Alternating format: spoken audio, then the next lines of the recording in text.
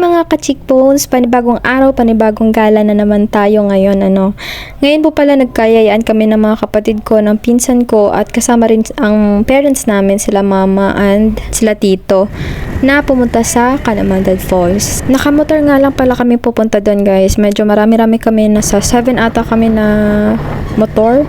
Ayun, tapos sobrang nakaka-relieve ng stress kasi grabe naman, tingnan niyo naman po yung paligid. Sobrang green at sobrang ganda. Sobrang nakakawala talaga ng pagod at ng stress. Tanggal lahat ng mga stress mo sa Maynila. Ganun. So ditong part nga po pala, guys, medyo malapit na tayo sa Canamandad Falls and madadaan mo itong mini rice terraces dito sa Bohol. Ang ganda nga pala dito, tapos sobrang presko lang ng hangin. Sobrang nakakagaan ng loob. Kung gusto nyo nga palang mag-stop over dito sa mini rice terraces, pwede naman, wala atang bayad sa pagkakaalam ko. Tapos isa rin sa nadaanan namin habang papunta kami doon na nakakatuwa talaga itong fish pond na to na sobrang daming isda. Mga koi fish ata to, tsaka tilapia.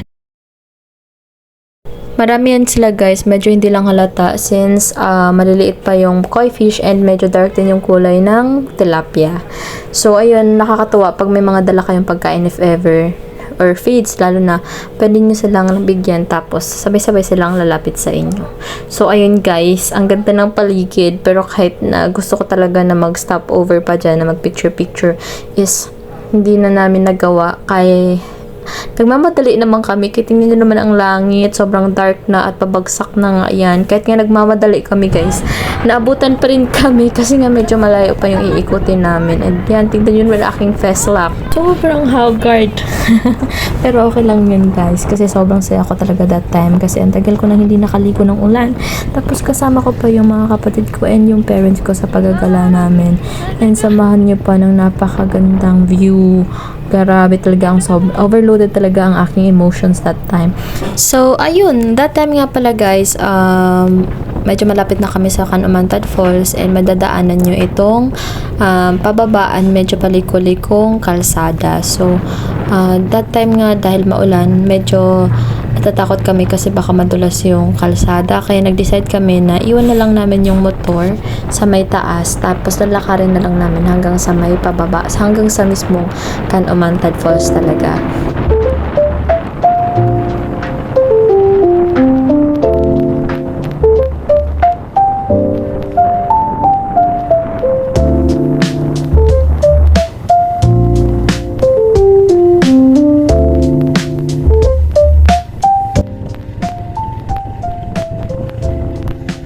So, ayan, naglakad na nga kami pababa niyan, guys. And tingnan nyo naman, sobrang ganda ng view.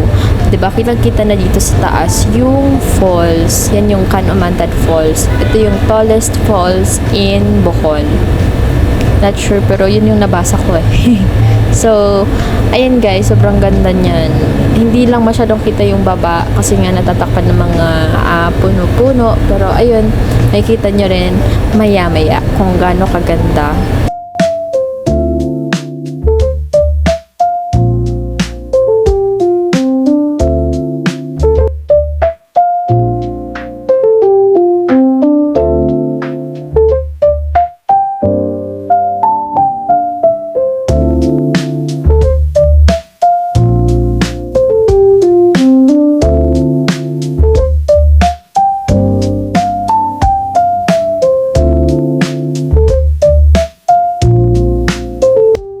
So, ayan, guys, ito na nga yung pinaka-entrance na Canamandad Falls. Pagkababa nyo, ito na agad yung bubungad sa inyo.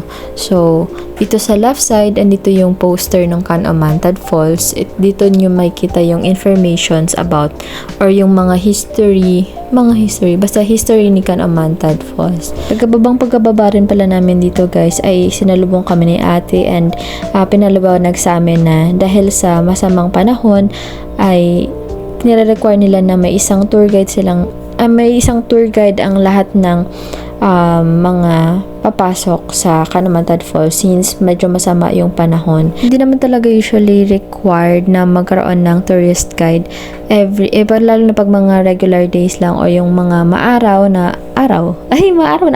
Basta yun.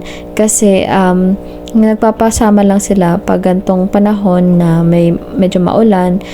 May mga pagkakataon daw kasi na lumalakas bigla yung tubig, kaya kailangan talaga na may kasama lahat ng mga bibisita sa Kalamantan Falls para maiwas na rin ang aksidente. So ayun guys, ayun nga yung papasok na. Ay actually nasa loob na tayo niyan guys. Ayun naman ang tita. Video dito, video doon. Kasi ang ganda nga. Kahit paulit-ulit na kami or pabalik-balik na kami pumupunta dito, sobrang na-amaze pa rin talaga kami sa ganda ng Kalamantan Falls. Tingnan naman kasi, grabe. Sobrang nakaka-relax talaga. Marinig mo yung agos ng tubig, yung lamig ng hangin. Char. Basta ayun. Ang ganda. So ayun, enjoy nyo na lang yung view.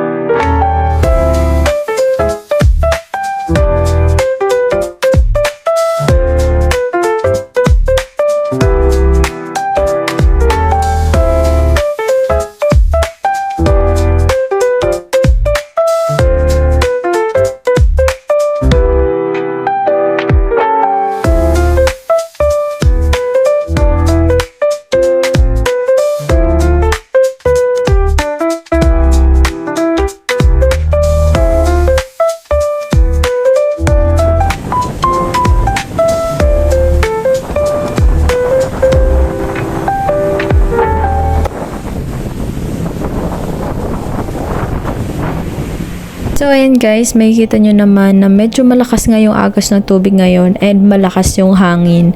Ang lamig nga dito, kahit nga nasa taas kami, nababasa na rin kami. Ayan pala si ate na nagbabantay. Siya yung tour guide na kasama po namin. Ina-assist niya kami, tapos siya rin po nag-aalaw sa amin if pwede pang maligo. Kasi dito sa baba guys, pwede namang maligo, and ayun nga, yung kapatid ko and si kuya, yung pinsan ko, ay nagpaalam nga if pwede silang maligo. So, inaalaw naman silang maligo pag ganyan yung ganyan pa naman yung sitwasyon ng tubig. So, hindi lang sila inaalaw na pumunta dun sa ilalim ng fall since malakas na nga yung pressure ng tubig doon banda. So, ayun. Enjoy the view guys.